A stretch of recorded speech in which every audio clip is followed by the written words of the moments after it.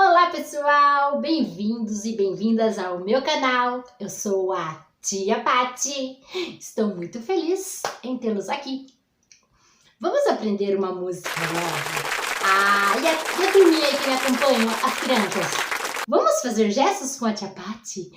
Vamos imitar os animais.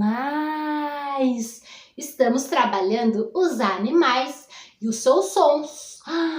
Pessoal, mamãe, papai, vovó, titia, a música é muito importante para estimular os nossos pequenos. Então, vamos cantar? Vamos? Vamos lá, né? Se inscrevam aí no meu canal, tá bom? E dá um like aí para ajudar. Toda semana tem um vídeo novo, musiquinhas, dicas para as mamães, tá bom? Vamos lá? Vamos cantar e dançar? Usar as mãozinhas? Cadê as mãozinhas? As mãozinhas, as mãozinhas. Fazer gestos e sons com a boquinha. Vamos lá? Então é assim, ó, pessoal.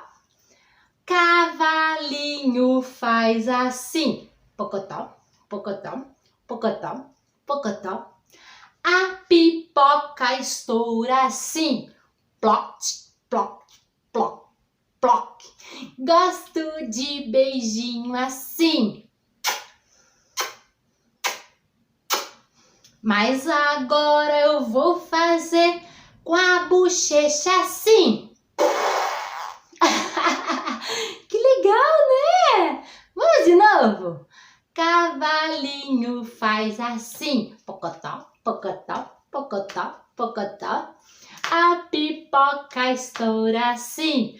Ploct, ploct, ploct, ploct. Gosto de beijinho assim. Mas agora eu vou fazer com a bochecha assim. Olha o som da Tia Pati, olha. Nossa! Também podemos cantar assim, ó. Vamos lá. Cachorrinho faz assim. Au, au, au, au. O gatinho faz assim.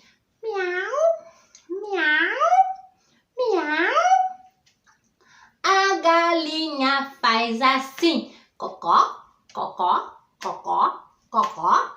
Mas agora eu vou fazer com a bochecha assim.